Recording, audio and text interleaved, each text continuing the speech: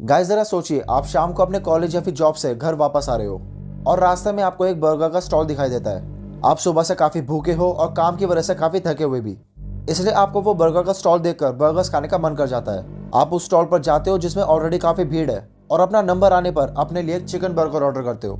वो बर्गर आपको इतना टेस्टी लगता है कि आप उसी वक्त 2 बर्गर्स खा जाते हो और आखिर में दुकानदार के दिल से तारीफ करके अपने घर वापस आ जाते हो।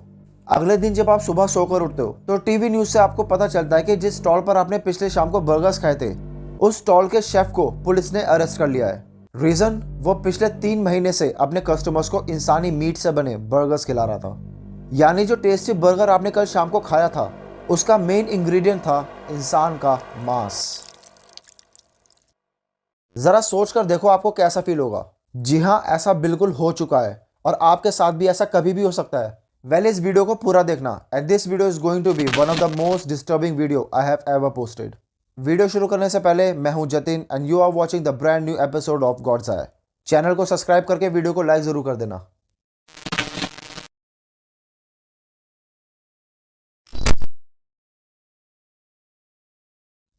जी हाँ, आज की ये वीडियो इसी ढोल जैसे दिखने वाले राक्षस के ऊपर है। कद 6 फुट 2 इंच और वजन करीब 135 किलो। ऐसा राक्षस जो मेंटली डिस्टर्ब हो और वो किसी औरत का गला दबाने लग जाए और वो औरत पहले से ही कोकेन के नशे में पलटी हुई हो, तो वो क्या ही अपना बचाव करेगी। जोसेफ रॉय मैथनी, मैं शॉर्ट में लूंगा इसका नाम जो मैथनी। इसका जन्म 2 मार्च 1995 को बेल्टिमोर मेरीलैंड यूएसए में हुआ था। ये एक गरीब परिवार में पैदा हुआ था जिसमें इसके नशेड़ी माँ बाप और 6 भाई बहन थे, जो कि पिता शराबा पी पी के बर्बाद हो चुके थे और उनकी एक कार एक्सीडेंट में मौत हो गई थी। उस वक्त जो 6 साल का था और उसी एज से वो बहुत ही ज्यादा डिप्रेशन में रहने लगा। जो कि माँ भी एक अलग ही लेवल की नशेड़ी थी, जो अपने 6 बच्चों को घर में अकेला छोड़कर सारा दिन घर से बाहर रहती थी। जो जब 18 साल का हुआ तो उसने यूएस मिलिट्री ज्वाइन कर ली और उसमें उसने आगे जाकर 1973 वॉर और वियतनाम वॉर जैसे जंगों में भी हिस्सा लिया। और यही वो दौर था जिसमें जो को कोकेन और हीरोइन जैसे ड्रग्स की भयंकर लत लग चुकी थी। अब उसका पैसे कमाने का मेन मोटिव भी था ड्रग्स खरीदकर नशे करना। लेकिन इस गधे ने अपनी नौकरी बीच में ही छोड़ दी और सब कुछ छोड़ छाड़ कर वापस अपने शहर आ गया। ये सड़क पर बेघर लोगों के साथ रहता, उन्हीं के साथ सोया करता और उन्हीं के साथ खाया पिया करता था। लेकिन जब धीरे धीरे उसके पास पैसे खत्म होने लगे, तब उसने पास ही की एक फैक्ट्री में छोटा सा काम पकड़ लिया, क्योंकि भाई माल फूकने के लिए पैसे भी तो चाहिए, वो कहाँ से आएंगे। अब जो को इस फैक्ट्री में एक छोटा सा काम मिल चुका था और इस काम को करके वो जितना भी पैसा कमाता, लिटरली वो सारा पैसा ड्रग्स खरीदने में खर्च कर दिया करता था। लेकिन फिर अचानक उसके कुछ सालों बाद जो को लगा कि अब मुझे अपनी जिंदगी में कुछ अच्छा करना पड़ेगा, खुद को सुधारना पड़ेगा, जिसके लिए जो ने शादी कर ली। शादी के बाद जो और उसकी पत्नी साथ में रहने लगे। घर खरीदने के पैसे तो थे नहीं, इसलिए उन दोनों ने मिलकर एक सेकेंड हैंड कैंपर वैन खरीद ली और उसी के अंदर रहने लगे। और वहां रहते रहते इन दोनों को एक बच्चा भी हो गया। अब जब उनका बच्चा हो गया था तो जो अब सुधरना चाहता था, अपने बच्चे के लिए मेहनत करना चाहता था ताकि उसका बच्चा भूखा ना मरे और उसे एक अच्छी जिंदगी मिल सके। लेकिन जब जो सुधरना चाहता था तो अब उसकी बीवी बिगड़ने लगी, यानी अब उसकी बीवी भी दिन भर ड्रग्स के नशे में रहने लगी। जो तो कमाने के लिए काम पर फैक्ट्री जाता था, लेकिन उल्टी तरफ उसकी बीवी अपने 7 महीने के बच्चे को वैन में ही छोड़कर बार्स वगैरह में जाने लगी। ऐसा करते करते महीने बीत गए और अब उसका बच्चा 1 साल का हो चुका था। जब उसका बच्चा 1 साल का हुआ तो अब उसकी जिंदगी में एक ऐसा दिन आया जो के अंदर के राक्षस को बाहर निकालने वाला था। एक दिन जो जब अपने काम से लौटकर वापस अपने वैन में आया तो उसने देखा कि वैन तो खुली पड़ी है और उस वैन में ना तो उसका बच्चा था, ना उसकी बीवी और ना ही घर का कोई सामान। मतलब पूरी वैन खाली पड़ी थी। जो ये सब देखकर बहुत ही ज्यादा परेशान हो गया और इधर उधर अपने बच्चे और अपनी बीवी को ढूंढने लगा। उसने जब आसपास के लोगों से पूछा तो लोगों ने बताया कि कुछ देर पहले एक लड़का तुम्हारी वैन के पास आया था और तुम्हारी बीवी उसी लड़के के साथ कार में बैठकर चली गई। कहाँ गई किसी को नहीं पता।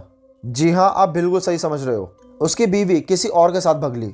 अब जो को अपने एक दोस्त से खबर मिली कि जिस लड़के के साथ जो की बीवी भागी थी वो प्रोस्टिट्यूशन के धंधे में है और उसने जो की बीवी को भी इसी काम में उतार दिया है। उसके दोस्त ने जो को एक जगह भी दिखाई जहां उसने जो की बीवी और उस लड़के को आते जाते देखा था। जो के दिमाग में बहुत गुस्सा भरा था। वो अपने दोस्त की बताई हुई जगह पर जाता है, लेकिन वहां पे उसे कुछ भी नहीं मिलता, ना तो उसकी बीवी, ना तो उसका बच्चा और ना ही वो आदमी। लेकिन उस जगह पर उसे एक लड़की दिखाई देती है, जिसे देखकर ही जो समझ गया था कि ये लड़की भी प्रोस्टिट्यूशन के धंधे में है। जो को लगा कि शायद इस लड़की ने मेरी बीवी को यहाँ पर आते जाते देखा हो, तो वो उस लड़की के पास जाता है, उसे अपनी बीवी और बच्चे की फोटो दिखाता है। लेकिन वो लड़की कुछ नहीं बोली। जो को लगा कि अगर मैं इसे ड्रग्स पिलाऊंगा तो शायद नशे की वजह से ये सब कुछ उगल दे। जो ने अपने दिल पर पत्थर रखकर अपने हिस्से का माल उसे पिला दिया, लेकिन वो लड़की अभी भी कुछ नहीं बोली। जिसके बाद जो ने जो किया उसे सुनकर आपको ये तो क्लियर हो जाएगा कि हाँ, ये ढोल जैसा दिखने वाला बंदा अपने परिवार को बचाने तो बिल्कुल नहीं आया था। जो ने गुस्से में आकर उस लड़की का गला दबाना शुरू किया। अब वो तो पहले से ही नशे में थी, इसलिए वो अपना बचाव भी नहीं कर पाई और कुछ ही देर में वो मर गई। जो ने उसकी लाश को बगल में बह रही नहर में फेंक दिया और आगे चलता बना। आगे चलकर उसे दो आदमी दिखाई देते हैं जो उसी सड़क के किनारे बैठकर माल फूंक रहे थे। जो ने उनसे भी पूछताछ की और पूछताछ करते करते वो दो भंड आदमी जो से लड़ने लगे और आखिर में इस राउंड का विनर भी जो मैथनी ही रहा। जो ने इन दोनों गंजेड़ों को मारा और बगल में गड्ढा खोदकर उन्हें दफना दिया। जब जो उन दोनों को दफना रहा था तब उसी रास्ते से एक फिशरमैन गुजर रहा था और इसीलिए उसने उस बेचारे मछुआरे को भी मार डाला और उसे भी उसी नहर में फेंक दिया। मतलब जो आदमी 2 दिन पहले अपने परिवार के लिए मेहनत कर रहा था, उसी जो मैथनी ने सिर्फ 2 घंटों में ही 4 लोगों को मौत के घाट उतार दिया था। खैर, ये कांड करके वो वापस से उसी ट्रक पे जाता है जिस जगह पे वो रहा करता था। कुछ दिन बीते और अब जो को फिर से चुल मचने लगी। वो पास से ही गुजर रही है कैथरीन नाम की लड़की को मदद के लिए बुलाता है। वो कैथरीन को बोलता है कि मेरी ट्रक में से सामान निकालने में मेरी हेल्प कर दो। वो औरत जब ट्रक के अंदर जाती है तो देखती है ट्रक तो खाली पड़ा है, सामान क्या बाहर निकालूं। जिसके बाद जो कैथरीन के सर पर पीछे से पूरी जान लगाकर पैन से हमला करता है और कैथरीन वहीं पर बेहोश होने के बाद जो उसके गले को काटकर बगल के गार्डन में दफना देता है और बाकी के शरीर को भी उससे कुछ फीट की दूरी पर ही दफना देता है। 6 महीने बीत चुके थे और 6 महीने बाद जो को याद आता है कि उसने एक औरत का मर्डर किया था जिसका सर उसने बगल में ही दफना रखा है। वो उसी जगह पर जाता है, सर को खोदकर बाहर निकालता है। सर पूरी तरह से सड़ चुका था। कीड़े मकोड़े उस सर के अंदर घूम रहे थे। जो सिंपली उस सर को पानी से धोता है और लिटरली उसे खा जाता है। पुलिस के साथ एक इंटरव्यू में जो ने साफ साफ बोला था कि जीते जीते इंसान का पता नहीं, लेकिन मरने के बाद इंसान का मीट बहुत ज्यादा टेस्टी होता है। जो ने जो पहले एक मछुआरे को मारा था उसकी लाश पानी में बहती हुई पुलिस को मिल गई थी और पुलिस इन्वेस्टिगेशन करते करते जो के पास पहुंच गई और उसे अरेस्ट कर लिया। लेकिन 18 महीने जेल में रहने के बाद पुलिस को उसे छोड़ना पड़ा सबूत ना होने की वजह से। लेकिन यह पुलिस की बहुत बड़ी गलती थी। 18 महीने जेल में रहते हुए जो ने सोचा कि मैं इंसानों को तो मारता ही हूँ, क्यों ना इंसानों को मारकर उनसे पैसा कमाया जाए। पुलिस के साथ एक इंटरव्यू में उसने बताया कि अगर आपके पास सही मसाले हो, गैस चूल्हा हो और एक सही रेसिपी हो तो किसी भी इंसान को मारकर उससे बढ़िया पैसा कमाया जा सकता है। ये लिटरली जो ने अपने मुंह से खुद पुलिस को बोला था। उसने जेल से छूटते ही अपने ट्रक को मॉडिफाई करवाया और एक फूड ट्रक में कन्वर्ट कर दिया। यानी फैक्ट्री के बाहर अब एक नई फास्ट फूड की दुकान खुल चुकी थी जिसमें वो मेनली बर्गर्स बेचने वाला था। अब जो के पास सब कुछ सेट था, बस एक चीज की कमी थी। उन बर्गर्स को बनाने के लिए जो के पास मेन इंग्रेडिएंट नहीं था, यानी इंसान का मांस। वो कहां से आएगा? इसका जुगाड़ करने के लिए वो वापस से उसी जगह पर जाता है जहां पर उसने सबसे पहला मर्डर किया था, यानी उस प्रोस्टिट्यूट का। वहां जाकर उसे 2 प्रोस्टिट्यूट खड़ी हुई मिलती है अपने कस्टमर्स के इंतजार में। जो उनके पास जाता है, उन्हें नशे पत्ते का लालच देकर अपने ट्रक में लेकर आता है और उन दोनों को नशे में भंड करने के बाद जो उन दोनों औरतों का सर काटता है और उन्हें दफना देता है और बाकी के बचे हुए शरीर में से उनके थाइज और पेट के हिस्से में से काफी सारा मांस निकाल लेता है और अपने डीप फ्रीजर में रख देता है। यानी अब जो के पास हफ्ते भर का स्टॉक इकट्ठा हो चुका था, जिसके बाद लिटरली उसने उस मांस की टिक्की बनाकर बर्गर्स में डाली और लोगों को खिलाने लगा। वो लोगों को ये बोलकर बर्गर्स खिलाता था कि उसमें इसने पोर्क मिलाया है। जो के हिसाब से पोर्क और इंसान के मीट में डिफरेंशिएट करना बहुत मुश्किल होता है। दोनों का टेस्ट काफी सिमिलर है और शायद इसी वजह से लोग उसकी इस काली करतूत के बारे में पहचान नहीं पाए और लोग उसकी ये रेसिपी इतनी ज्यादा पसंद कर रहे थे कि उसका ये फूड ट्रक काफी अच्छा खासा पैसा कमा रहा था।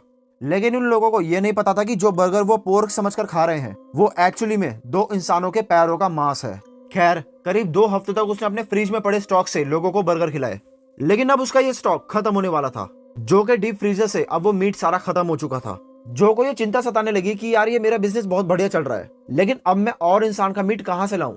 जिसके लिए जो वापस से उसी जगह पर जाता है जहां पे वो पिछली बार गया था और इस बार उसे उस जगह पर 3 औरतें खड़ी मिलती हैं। अब जो के नजरिए में वो औरतें नहीं बल्कि चलती फिरती बर्गर्स थी और इसीलिए जो ने उन्हें ड्रग्स का लालच दिया, अपने ट्रक में लेकर आया और उन्हें मार डाला। और फिर से जो ने उन तीनों औरतों का सर काटा, उन्हें दफना दिया और उनके बाकी शरीर में से मांस निकालकर अपने फ्रीजर में स्टोर कर लिया। अब उसके पास दोबारा स्टॉक आ चुका था और इस स्टॉक से उसने करीब 3 हफ्तों तक लोगों को बर्गर्स खिलाए। लोग लिटरली उसका बर्गर बहुत ज्यादा पसंद कर रहे थे। वो उस एरिया में बहुत ज्यादा फेमस हो चुका था, यहाँ तक कि उसकी दुकान पर पुलिस भी बर्गर्स खाने आती थी। लेकिन अब आती है 8 दिसंबर 1996 की शाम। इस दिन आते आते उसका स्टॉक दोबारा से खत्म हो चुका था। जो वापस से उसी जगह पर जाता है, लेकिन इस बार उसे वहां पर कोई भी नहीं मिलता। जिसके बाद जो अपनी एक दोस्त रीटा को फोन करता है रीटा को फोन करके वो उसे अपने पास बुलाता है नशे पत्ते फूकने के लिए, जिसके 1 घंटे बाद ही रीटा उसके पास पहुंचती है और वो नशे पत्ते फूकते हैं। नशे पत्ते फूकने के बाद जब उसकी दोस्त भंड हो चुकी थी तो जो ने सोचा कि क्यों ना मैं इस बार इसी का बर्गर बना दूं। जो ने सीधा रीटा का गला पकड़ा और उसे मारने लगा। जो उसका गला दबाते दबाते बोल रहा था कि अब मैं तुझे मारकर तेरे मीट से बना लोगों को बर्गर खिलाऊंगा। लेकिन इस बार जो से गलती हो गई थी, उसने रीटा को माल पिलाते पिलाते खुद भी पिया था, जिसकी वजह से रीटा खुद को उसके हाथों से छुड़ाने में कामयाब हो गई। जो ने उसका पीछा किया लेकिन जो बहुत ज्यादा नशे में था, इसलिए वो लड़खड़ाते हुए नीचे गिर गया। रीटा वहां से भागती हुई सीधा अपने घर गई और अगले दिन उसने पुलिस को सब कुछ बता दिया। अगले दिन पुलिस जो के ट्रक के पास पहुंचकर अपनी इन्वेस्टिगेशन शुरू करती है और जब पुलिस ने जो के ट्रक की छानबीन शुरू करी तो उन्हें सच में जो के डीप फ्रीजर में इंसान का मीट पड़ा हुआ मिला। और जब और इन्वेस्टिगेशन करी तो पता चला कि जो ने उसी ट्रक के पास काफी सारे सर भी दफना रखे थे। यानी अब जो की इस फेमस रेसिपी का खुलासा हो चुका था। जब पुलिस को जो की इस करतूत के बारे में पता चला तो उन्होंने उसे अरेस्ट कर लिया। अरेस्ट करने के बाद जब पुलिस ने उससे पूछताछ करी तो शुरू में जो ने कुछ नहीं बताया और जब पुलिस ने उसकी खातिरदारी शुरू करी तब जो ने सब कुछ उगलना शुरू कर दिया। जो ने बताया कि उसने अब तक 13 से भी ज्यादा लोगों को मारा था, जिसमें से 7 लोगों को तो उसने सिर्फ इसलिए मारा था ताकि वो लोगों को उनके मीट का बर्गर खिला सके। जो ने आखिर में यह भी बताया कि उसे किसी भी मर्डर का कोई भी पछतावा नहीं है। जब जो की कोर्ट में सुनवाई हुई तब जज के कोई भी फैसला सुनाने से पहले जो ने साफ साफ बोल दिया कि मुझे सिर्फ और सिर्फ डेथ सेंटेंस मिलनी चाहिए। जितने लोगों को भी जो ने मारा था उनके परिवार वाले भी सिर्फ यही चाहते थे कि जो को सिर्फ और सिर्फ मौत की सजा मिले। लेकिन अदालत कुछ अलग ही नशे में थी भाई। अदालत ने उसे मौत की सजा सुनाने के बजाय उम्र कैद की सजा सुना दी। सबसे पहले तो उसे 66 सालों की सजा सुनाई गई, लेकिन सन 1998 आते आते जज ने अपना फैसला दोबारा से बदल दिया। जज ने अपना फैसला बदलते हुए जो की विश पूरी कर दी। जो को मौत की सजा चाहिए थी इसलिए जज ने उसे मौत की सजा दे दी। लेकिन जैसा मैंने बताया था अदालत अपने अलग ही नशे में थी, इसलिए सन 2000 आते आते जज ने उसकी मौत की सजा बदलकर फिर से उम्र कैद की सजा कर दी। मतलब ये कोई मजाक चल रहा है क्या? 13 लोगों को मारकर उसका बर्गर बना दिया इस बंदे ने और जज अपने अलग ही नशे में है। लेकिन उम्र कैद की सजा काटते काटते अब 2017 का समय आ चुका था। अब तक जो मैथनी की उम्र 62 साल तक की हो चुकी थी और इसी साल के एक दिन मैरीलैंड के ही एक जेल में जो मरा हुआ पाया जाता है। जब उसका पोस्टमार्टम हुआ तो पता चला कि उसका शरीर अंदर से पूरा खोखला हो चुका था। उसने अपनी जवानी से बुढ़ापे तक नशे ही इतने किए थे। खैर आखिर में इस दुनिया को इस राक्षस से मुक्ति मिल गई।